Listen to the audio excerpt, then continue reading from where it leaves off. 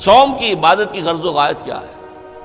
یا ایھا الذین آمنوا کتب علیکم الصیام کما کتب علی الذین من قبلکم لعلکم تتقون، اے ایمان والو تم پر بھی روزہ فرض کیا گیا ہے جیسے کہ تم سے پہلے لوگوں پر کیا گیا تھا، تاکہ تمہارے اندر تقویٰ پیدا ہو جائے۔ تقویٰ کسے کہتے ہیں؟ لفظی معنی ہے بچنا، گناہ سے بچنا، حرام کام سے بچنا، حرام چیز کھانے سے بچنا، حرام خوری سے بچنا، حرام کاری سے بچنا، یہ بچنا۔ وقا یقی کے معنی ہے بچانا، وقنا عذاب النار، ہم دعا مانگتے ہیں اے اللہ ہمیں آگ کے عذاب سے بچا لے۔ تو وقا یقی بچانا، اتقا یتقی بچنا، خود بچنا، تاکہ تم بچ سکو، تمہارے اندر تقویٰ پیدا ہو جائے، تم اللہ کی نافرمانی سے بچو، گناہوں کے ارتکاب سے بچو، حرام خوری سے بچو، اس لیے تمہارے اوپر روزہ فرض کیا گیا۔ اب اس کی حکمت کو سمجھیے۔ دیکھیے، ایک ہے ہماری خودی، ہماری انا۔ جب میں کہتا ہوں میں، تو میں سے مراد کیا ہے؟ یہ ہاتھ میرا ہے، یہ پاؤں میرے ہیں، یہ آنکھیں میری ہیں، یہ سر میرا ہے، یہ جسم، میں کون ہوں؟ میں کی حقیقت ذرا مختلف ہے، انا، خودی، سیلف۔ ایک ہے ہمارا حیوانی وجود، اس حیوانی وجود میں وہی سارے تقاضے موجود ہیں جو حیوانات کے اندر ہیں۔ ہر حیوان کھانا جو ہے اسے چاہیے، اور انسان کو بھی چاہیے۔ ہر حیوان میں نسل کشی کے لیے شہوت کا مادہ ہے، ہمارے اندر بھی ہے۔ ہر حیوان کو کوئی نہ کوئی گھونسلہ ہو، کوئی بھٹ ہو، کوئی جگہ چاہیے رہنے کے لیے، آرام کرنے کے لیے، ہمیں بھی چاہیے۔ تو حیوانی تقاضے جو ہمارے وجود کے اندر موجود ہیں، ان کے لیے کہا ہے، فرائڈ نے لفظ استعمال کیا ایڈیا لیبیڈو۔ یہ ایڈیا لیبیڈو بہت منہ زور ہے۔ بھوک لگتی ہے تو انسان کہتا ہے کچھ بھی ملے کھانے کو، حلال ملے حرام ملے کھاؤ۔ شہوت کا جذبہ جب جاگ اٹھتا ہے، برانگیختہ ہو جاتا ہے، تو پھر وہ تو چاہتا ہے تسکین ہونی چاہیے میری شہوت کی، جائز ناجائز، حلال حرام، صحیح غلط، سب چھوڑو اس کو۔ اس کے لیے کنٹرول پیدا کرنا، ضبط نفس، کہ آپ اپنے نفس پر کنٹرول کر سکیں، نفس آپ پر حاوی نہ ہو جائے، کہ جو اس کا حکم دے، جو بھی وہ حکم دے آپ اس کی پیروی کریں، نہیں، نفس کو اپنے قابو میں رکھیں، اپنی مرضی کے مطابق اسے چلائیں۔ اس کی مثال ایسے ہی ہے کہ جیسے ایک گھوڑا ہے اور ایک سوار ہے اس پر۔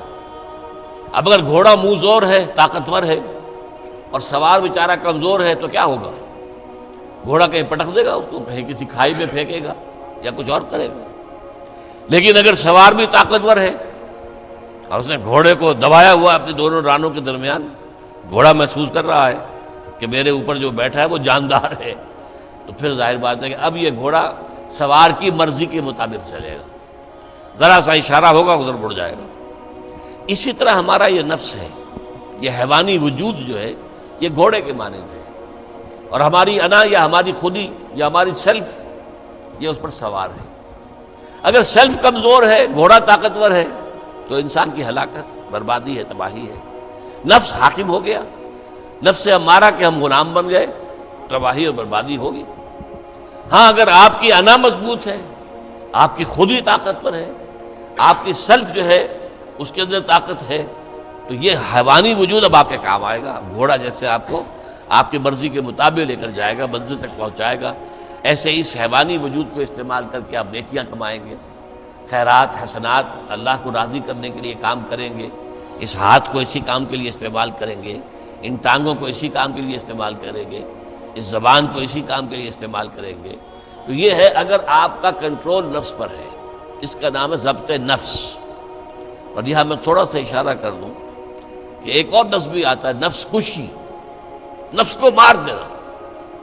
انگریزی میں اس کے لیے لفظ ہے سیلف اینیہیلیشن۔ ایک ضبط نفس ہے، سیلف کنٹرول، ایک نفس کشی ہے، سیلف اینیہیلیشن۔ یہ سیلف اینیہیلیشن اسلام میں پسندیدہ نہیں ہے۔ نفس کو کچلو مت، گھوڑے کو مارو نہیں، یہ تو کام کی شے ہے، بس گھوڑے پر قوت حاصل کرو، گھوڑے کو اپنے کنٹرول میں رکھو، ورنہ نفس کا بھی حق ہے۔ گھوڑے کو بھی دانا پانی ڈالتے ہو کہ نہیں؟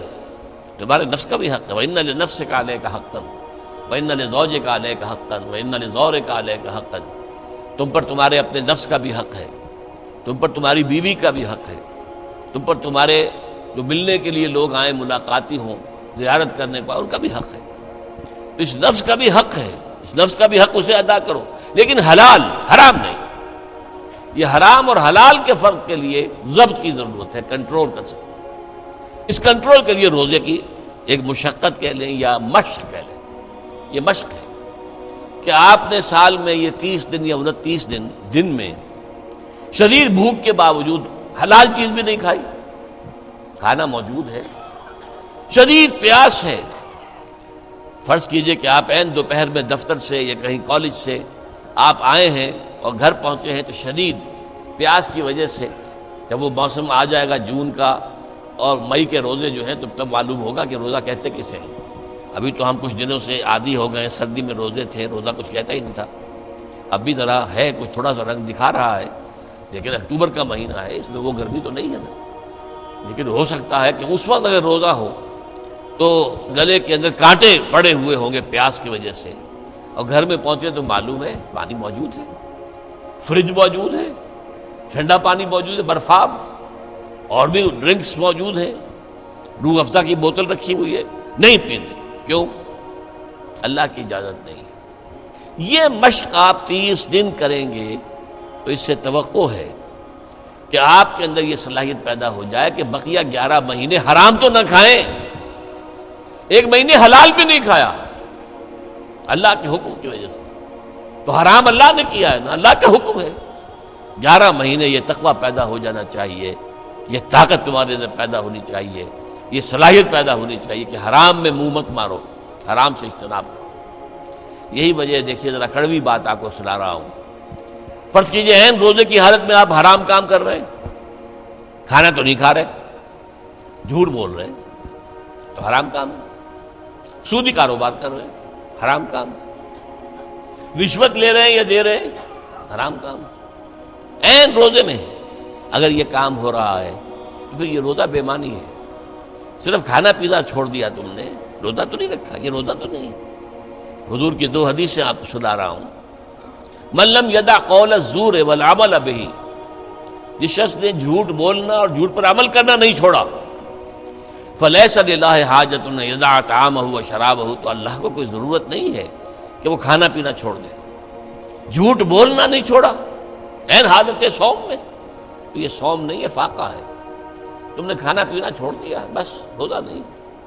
نہ اس میں روزے کی حکمت پوری ہوگی، نہ روزے کی غرض و غایت پوری ہوگی، نہ روزے کی برکات، روزے کے انوار اس سے پیدا ہوں گے، بلکہ بس یہ ہے کہ آپ نے دن بھر میں فاقہ رکھا ہے، اللہ خیر صلی اللہ۔ اس طرح ایک اور حدیث میں آتا ہے، کم من صائم لیس من صیامہ الا الجوع، کتنے ہی روزہ رکھنے والے ایسے ہیں جنہیں اپنے روزے سے سوائے بھوک کے اور کچھ حاصل نہیں، بھوکا رہا، بس منہ بند کیے رکھا، باقی روزہ نہیں تھا۔ وہ جب عین روزے کی حالت میں جھوٹ بول رہا ہے یا جھوٹے عمل کے اوپر، جھوٹے کاروبار پر عمل کر رہا ہے تو یہ روزہ نہیں ہے۔ تو روزے میں کھانا اور پینا صرف یہ ترک کرنا نہیں ہے، بلکہ یہاں تک بھی آیا ہے کہ فرض کیجئے کہ کوئی شخص آپ سے جھگڑ رہا ہے، گالن گلوچ پہ اتر آیا ہے، تو تم یہ کہو کہ بھائی میں اس وقت کچھ نہیں کہہ سکتا، میں روزے سے ہوں، میں اس وقت تمہاری بات کا جواب نہیں دے سکتا، میں روزے سے ہوں۔ یہ بھی گویا کہ روزے کے تقاضوں میں سے ہے، جھگڑا نہ کیا جائے، فساد نہ کیا جائے، لوگوں سے لڑا نہ جائے، گالم گلوچ نہ کی جائے، یہ بھی روزے کے تقاضوں میں سے ہے۔ تو روزہ رکھا جائے پورے آداب کے ساتھ تو اس سے تقویٰ پیدا ہوتا ہے، اس میں کوئی شک نہیں۔ تو یہ ہے گویا کہ اولین سطح پر روزے کی حکمت، یا ایھا الذین آمنوا کتب علیکم الصیام کما کتب علی الذین من قبلکم لعلکم تتقون۔ اب آئیے اگلی منزل، کچھ عرصے کے بعد پھر رمضان کے روزے فرض کر دیے گئے۔ شہر رمضان الذی انزل فیہ القرآن ھدی للناس وبینات من الھدی والفرقان فمن شہد منکم الشہر فلیصم۔ رمضان کا مبارک مہینہ وہ ہے جس میں قرآن نازل ہوا، اور قرآن کیا ہے؟ لوگوں کے لیے ہدایت، اور ہدایت اور حق و باطل میں امتیاز کی بینات، روشن چیزیں، واضح چیزیں، کھلی چیزیں، بین چیزیں۔ تو جو کوئی بھی تم میں سے پائے اس مہینے کو، نہ مریض ہو نہ بیمار ہو، موجود رہے اپنے گھر میں، فلیصم، تو لازم ہے اس پر کہ روزہ رکھے۔